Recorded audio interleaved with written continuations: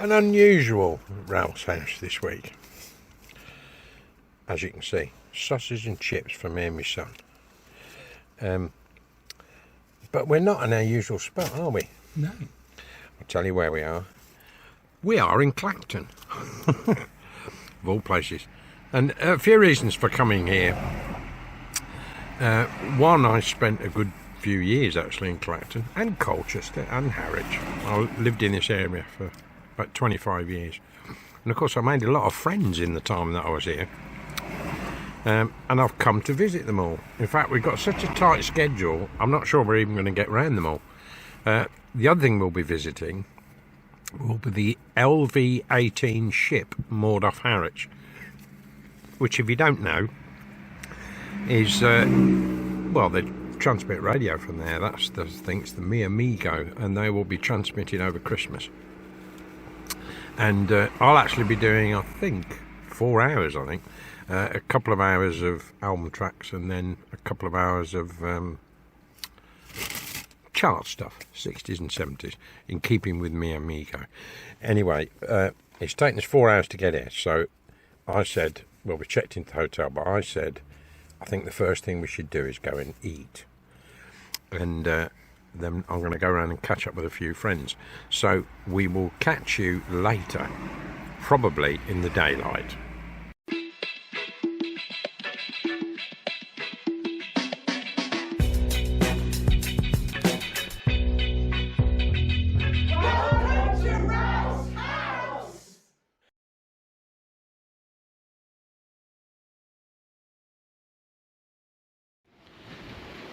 And in daylight. And what can you say about Clacton?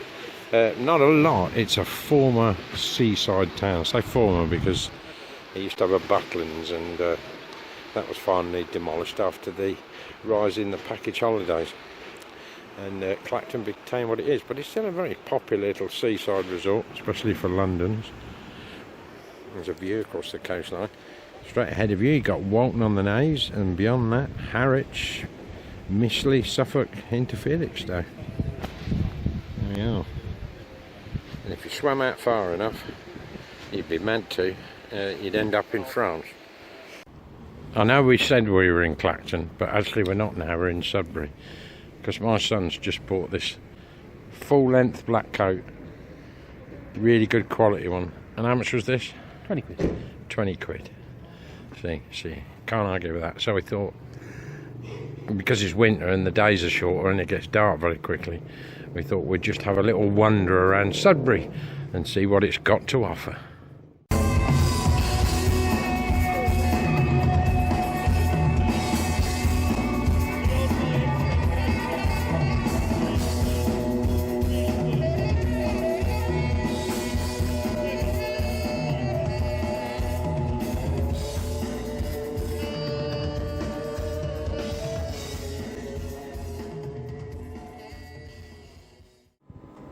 Well, I'm impressed.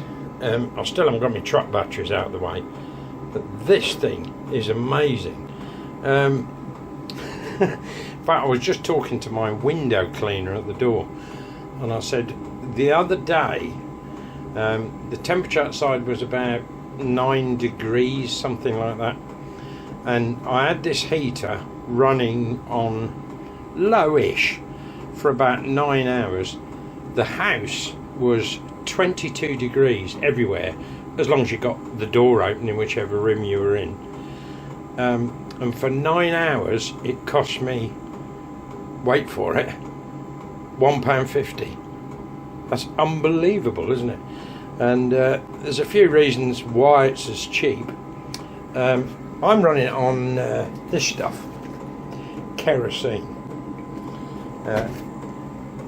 They're called diesel heaters, but they'll run on kerosene, they'll run on diesel. At the moment, actually, diesel works out cheaper than kerosene. Kerosene, I'm buying it in 20-litre containers, come through the post, they deliver it very quick.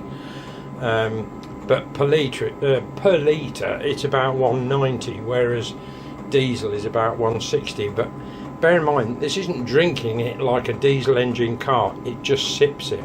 That ticking that you hear is the pump, and each time it's delivering a tiny amount to the burner. That's all it's doing. So it really is economical on fuel, ridiculously so. But the other thing it will run on, as I discovered,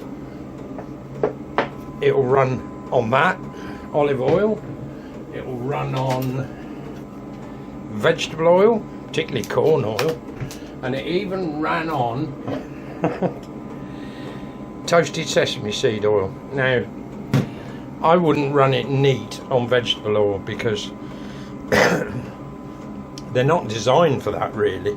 And I have watched lots of other people that have got these diesel heaters trying various ratios of petrol to cooking oil and this sort of stuff. I'm not taking that approach at all. What I'm doing is virtually every 5 litres of kerosene I'm adding 1 litre of vegetable oil. At the moment I'm using, you know, these bottles because I've got a lot of them, because after my mum died there were quite a few in the house, so I took them all. I don't know why, but anyway, they've come in handy now. But of course it will run on used vegetable oil, providing you filter it first. You don't want rubbish going through your pump. But that's greasy, isn't it? Yeah, holding that oil bowl. But anyway, I've been running it the last few days. The window cleaner, hello window cleaner, came to my door and I said, "You feel how hot this house is?" And I told him how much it was costing me, and he said, "How much?" Well, this is the trouble now, isn't it? Because in January gas is going up again, electric will go up again, and considering the state of the country and the state of the world, I don't see that changing even in the next 5 years. It may drop a little bit, but not much. We're going to have to get used to that, and we're going to have to find alternative ways to heat our homes. That's the reality of it. Unless you're incredibly rich or incredibly stupid, whichever one of you want to look at it. But I wouldn't be paying gas prices. And in fact, although I've got a relatively new central heating system, it's only about 5 years old, it's a very efficient boiler, I've turned it off. In fact, I set the thermostat on my boiler to a temperature that I'm happy with, which is about 22. I don't like going above that because you just get sleepy, don't you? I set it to 22 and it just turned itself off because this thing was keeping the house above that temperature. So will this heat your whole house? Now, I've heard a few people say no, it won't. Yes, it will. It just depends how you approach it. As I say, this is down the far end of my kitchen. It's a galley kitchen. It's only that wide, and it's at the far end of the galley kitchen. Now, this kitchen has always been Baltic cold, especially in the winter. And my son and I, if we came down to make a cup of tea, it was always an argument over who was going to go down, because you had to put on your winter socks and your overcoat and your fingerless mittens and a scarf and a bobble hat just to go and put the kettle on. And we kind of got used to it, but it's not great, is it? But now it's the complete opposite. The kitchen is ridiculously hot now. Now I'm going to continue painting around here over the weekend, and also I want to put some skirting on it. This kitchen's never had any skirting on it, so I'm going to put some new skirting on it. I've got a couple of corners to tidy off. Started doing that window frame now, you'll notice. I've sealed all the edges, you know, with acrylic sealant, and given that a first coat of paint. At the moment I've got a piece of insulating foam blocking the actual window, but once I've finished painting that, another couple of days, I should make a proper door for that shuts, or a board that fits inside the recess, maybe a bit further back. Maybe just put a picture on it, I don't know, just so it doesn't look so odd. But yeah, as far as the diesel heat is concerned, I can't complain about this at all. The cost of it, you know, they vary between £99 and £150 depending where you look. And fuel, well, that's up to you. You know, they're not designed to run on petrol, by the way, and I wouldn't recommend it. It's very flammable, isn't it, petrol? Diesel less so. You can chuck a match on diesel and it won't catch light. It's a fuel that needs to be compressed. And kerosene is very, very close to paraffin. As I think I mentioned in my last video, my plan is to put this outside during the summer and route the hot pipe in, but because it's winter and I don't want to work outside in the cold, I put it in here and I've vented the exhaust out. Do I get any smells? You get a little bit, because when I fill it, because you have to unscrew that cap, it's only a relatively small tank, and then when I fill it up, it's really difficult, even with a funnel, not to spill a bit. And if you've got even a splash of kerosene everywhere, well, anywhere, you'll smell it. But otherwise, no. And this is as loud as it gets. It's no louder than a normal domestic boiler. It's pretty loud because I'm right near it, but by the time I walk to the end of the kitchen, I can hardly hear it, and when I get halfway up the stairs, I can't hear it at all. So yeah, it's very quiet in running. It's just that gentle tick in the background. So now I've got it set up and it looks okay. I'm going to redo the base of this, make it all out of wood, and box the whole thing just over this winter. Well, I may not actually, because if I'm going to put it out in the summer, there's no point, is there? So that may well do over the winter. Brilliant in workshops. If you're in a rented property, forget this, because there's no way your landlord is going to accept you drilling holes through walls, that, you know, inside to outside. They'll probably sue you for damages, so don't even think about it.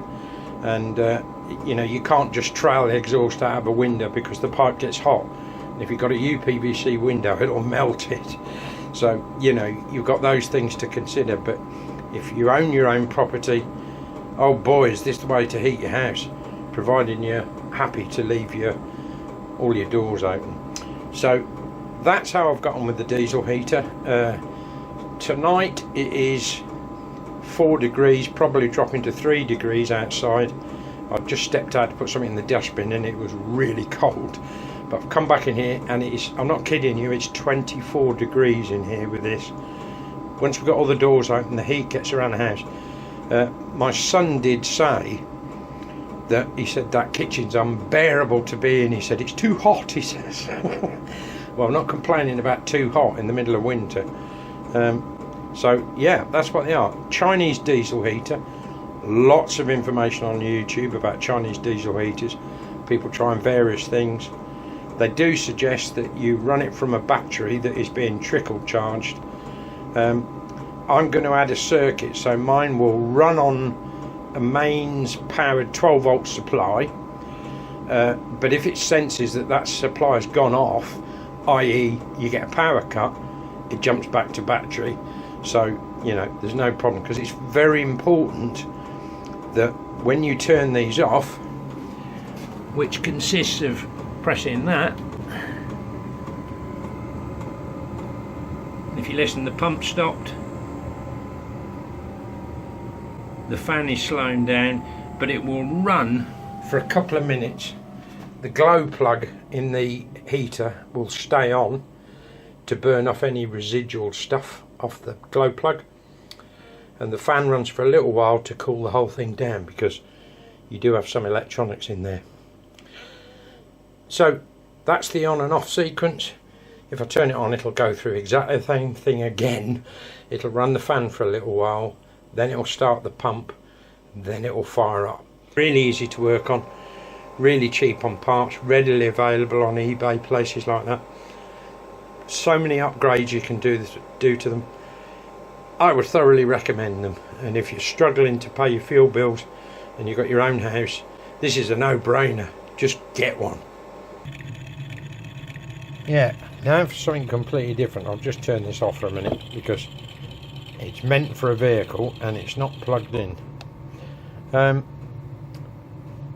got a Honda Civic, and I like it, except unlike all the vehicles that I've worked on in the past, you do need a code reader.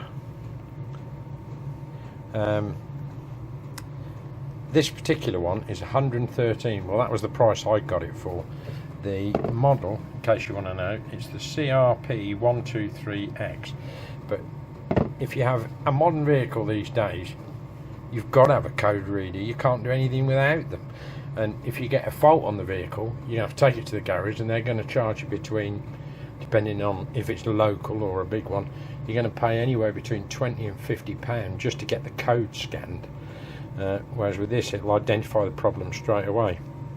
Now, I've always worked on Volkswagens, campers, Beetles, that sort of stuff, so I'm very familiar with taking engines apart and indeed lifting them on my own, although perhaps not so much now. But these days, everything is computerised in it, so you need a proper code reader. I did have a handheld one. You can get them between £30 and £80, something like that for those.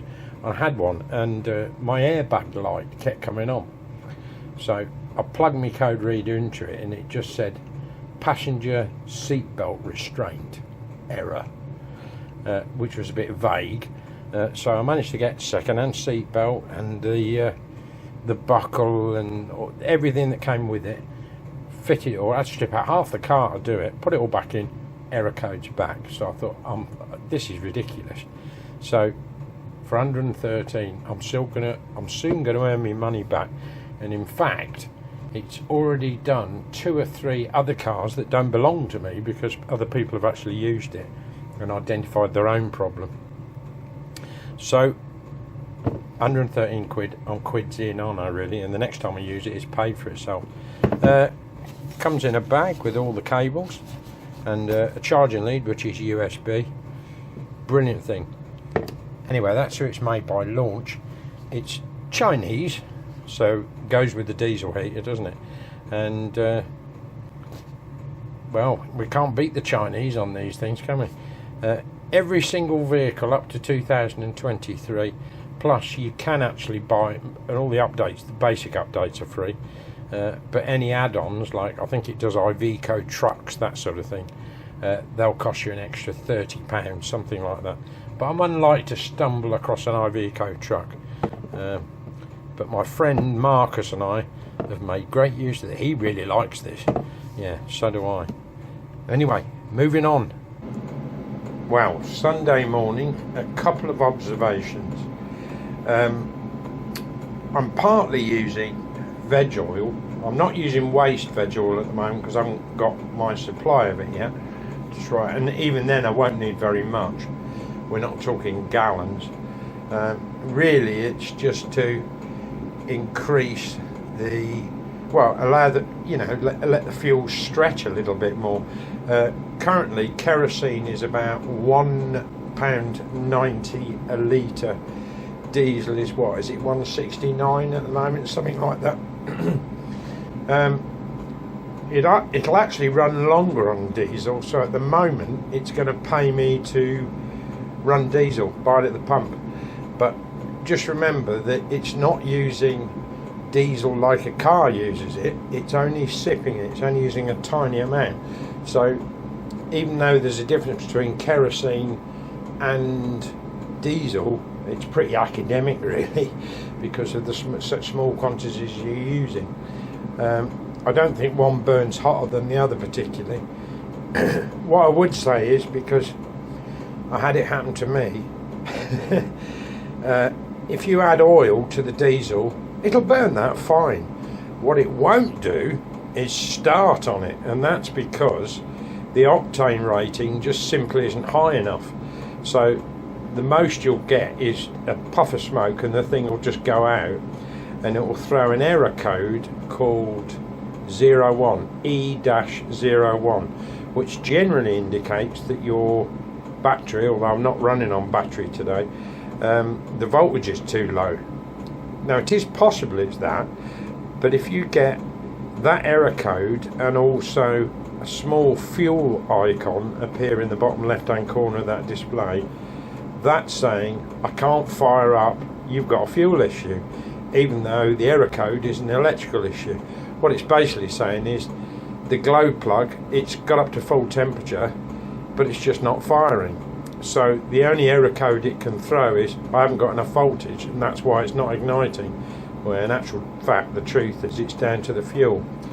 So, as others have said, when you start these, you need to start it on neat kerosene or diesel, and then when you're about to shut it down, you need to run neat diesel or kerosene through it. And there's a couple of ways you could do it depending on your installation. You could have a switch over tap, so that as you're about to switch the diesel off, say about 5-10 minutes before you're about to switch it off, switch over to neat diesel or kerosene, so it's just running on that. And that'll mean, and run it up to a very high temperature, whack it up to about 35, 38. That'll burn everything off the glow plugs, out the pipe. It'll be nice and hot, and it also means when you come to start it next time, you're already on the diesel, you're already on the kerosene. As soon as it gets up to high temperature, you can switch over to your oily mix. This heater really doesn't care, and well, arguably you could say that burning waste veg oil is more eco than burning normal fossil fuels, and yes it is, but it doesn't mean that you're not going to get clouds of smoke. So if you're unfortunate enough to be in a situation where you've got veg oil, whatever proportion you've got in there, and the thing won't start from cold, all you can do is what I had to do this morning, was siphon it out. Oh, stuff tastes horrible. Siphon it out into a can so there was almost none in there. Poured neat kerosene into it, and it took 2 or 3 starts, and I got a nice sort of chip shop smell, oily cloud coming out of the exhaust until it got up to temperature, and then the exhaust was clear. But that's just a couple of observations. Now I've got a big 20-litre container because I buy my kerosene from Rye Oils. They're on eBay. As I say, currently it's £34 for 20 litres, so it's about 190 in it, really, something like that. And they deliver it pretty quick. But I've got this big 40-litre container, and bits of waste veg oil I put in that. Not large. You don't want something that's going to set solid. You'd have to warm it up to put it through the heater if you did that. But normal vegetable type oils that are in a liquid format, they are a little viscous, and also they don't have a high octane rating. That's kicking into the thermostat because I've set it on a very low temperature. Of course, sounds like a jet engine, doesn't it? Yeah, I've got this big container, I'm putting the veg oil in it, but to raise the octane rating, I've added a little petrol. I wouldn't want to run straight petrol through that. The safety concerns around that are pretty obvious, aren't they? But to raise the octane rating of the vegetable oil, a splash of petrol is probably your best bet, or a lot of diesel, however you're going to do it. Now, last night I did a bit of an experiment.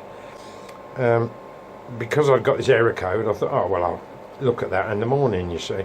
So I thought, right, I'll put the central heating on, but I'm notoriously tight when it comes to heating, so I just set it at 18 degrees overnight, which is fine when you're in bed and it stops the house freezing. But I got up this morning and it was cold. As soon as I put my leg out, I thought, oh, that's dropped. You know, I've been used to this thing. So I thought, right, I'll put the central heating on for an hour, which will give me time to mess with this. And it was on. You know what central heating's like? It takes ages for the rads to heat up, doesn't it? And so it was 18 degrees, and after an hour it just crept to about 20 degrees. And of course a lot of rooms in the house, including the kitchen, which doesn't have a rad, it just stayed stone cold. Anyway, but as I say, after an hour it was about 20 degrees, and I thought, oh, hell with this.